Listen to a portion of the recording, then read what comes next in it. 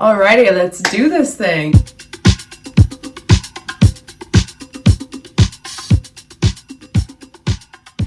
Welcome back to the channel. If you're new here, welcome. My name is Emma and I'm a 25-year-old living in Toronto, just figuring it all out. About a month ago, I quit my 9-to-5 corporate job to try and pursue this a bit more and also to just explore other opportunities within my field of work.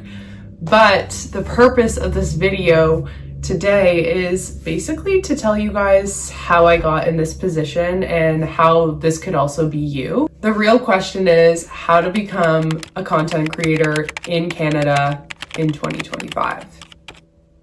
This is a full loaded question, but I definitely have a few points to share with you guys in case any of you viewers are looking to pursue this as a side hustle or kind of take it to the next level like I did. To begin, I think it's important to give like a bit of background on how I got to where I am today in my creator journey. And to be fully, completely transparent, I started this about 1.5 years ago. It was February of 2024, I think. So just over 1 year ago, I started it. I'd always seen like influencers that I looked up to, just kind of posting about their day-to-day life in Toronto or back at home in Ottawa. And I was like, I really want to do this, but I'm so nervous of what people might think.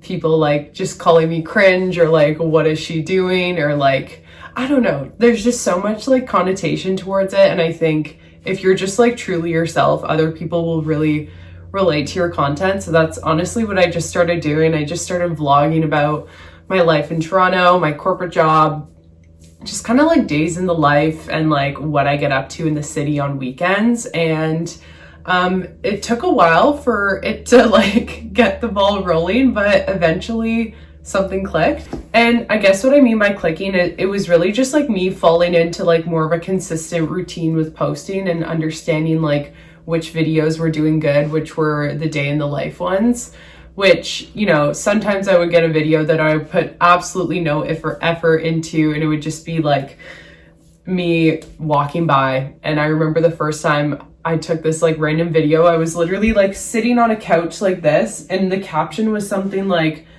I love a solo night in Toronto, and it got like 200,000 views. And I was like, are you kidding me? Like, I've had other videos that I've worked so hard on, like where I've spent like 45 minutes to an hour editing and it like goes nowhere, but truly that's just the name of the game. So anyways, to my point, how can you be a successful content creator in Canada in 2025? I think there's kind of like 3 main pillars. The first one is going into it and not putting like a lot of pressure on it. It would be like very naive of yourself to think that you could just like jump into it and start this full time. I personally, I'm very transparent. I didn't make a single cent from content creation until like, I want to say 3 or 4 months ago. So it had been like basically a full year. And I think what people don't understand is that you're basically doing like free advertising and free marketing for companies and brands that you like and not really getting paid for it. So what I mean by that is like a day in the life video, I would post like what I was wearing or what I was like putting on as makeup or skincare. And that's like all free marketing from a brand's perspective. Like, oh, hey, Emma is using the e.l.f. moisturizer. Well, e.l.f. isn't really paying me to post about it. I'm just posting it and they're getting kind of the reward from that. And then eventually, sometimes brands start to catch on to that. And then they're like, hey, like we can see that you really love the product. Would you want to work together? So that's basically every single brand partnership that I got within the past few months has really been from like products and brands that I've used organically in my content. And then of course there's been some exchange for like free experiences or free products if you post about it, but nothing like that comes with monetary value, which is also good because, hey, who doesn't love free products? But at the end of the day, we all got bills to pay. Rent in Toronto is expensive. If you like to travel like me every once in a while, like that stuff adds up. All that to say, I went into it, didn't put a lot of pressure on it. I didn't kind of go all in right away. I still had my, 9-to-5 job that I loved what I did, and then had this kind of as a side hustle and more just like a passion project, to be honest. Number two for how to be a creator in Canada is, I would say, like, network.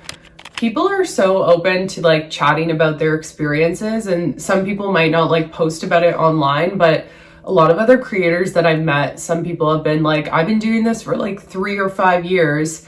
Others have been doing it for 12 months, and like the growth of some people differs, but there's always lessons learned from other creators in the city. Although Toronto is a big city, it's also very small. Like in the States, it's so much more saturated with creators and that whole kind of industry. So although it may seem like some of your favorite Toronto influencers are like posting all the time and like there's a lot of them, there actually like isn't a whole lot, which is why I was like, you know what, I want to start YouTube too, because there actually isn't a lot of just like lifestyle vlog Toronto girlies posting about their life. So we found a little pocket, and we are, you know, and that's the other thing too. If you can find a pocket of like topic that isn't really talked about in Toronto or wherever you're from, that also really helps. Like, of course, we have a lot of lifestyle influencers, beauty influencers, sports influencers, but the whole thing about like finding a niche, it is true, but to a certain extent. Like, I post whatever and whatever,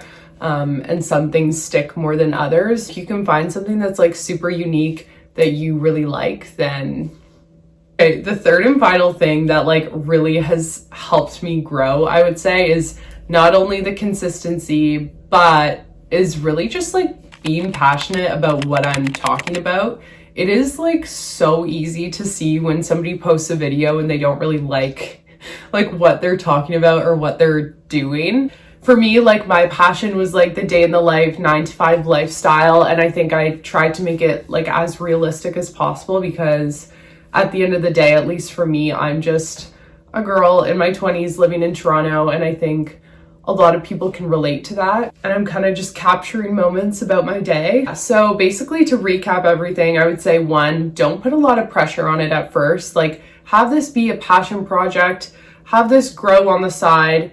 2, don't expect like a whole chunk of change right away. Like I said, it takes time to grow, and being consistent is very important. Be passionate about what you're talking about and what you're sharing, because it really shows. Like, I'll be like, oh my gosh, this girl really, really loves what she's talking about. People just have a glow to their face when they have something that they want to say and that they're actually passionate about, and I'm definitely a firm believer in that. And I know this video wasn't like a typical vlog video that I normally post on my YouTube or my Instagram, but I thought I just wanted to come on here and kind of talk about it, because everyone always has these questions, but to answer them truthfully and to hear those answers is sometimes hard to find. So a few words of wisdom from Miss Emma, and I hope you guys enjoy and stay tuned for the next vlog.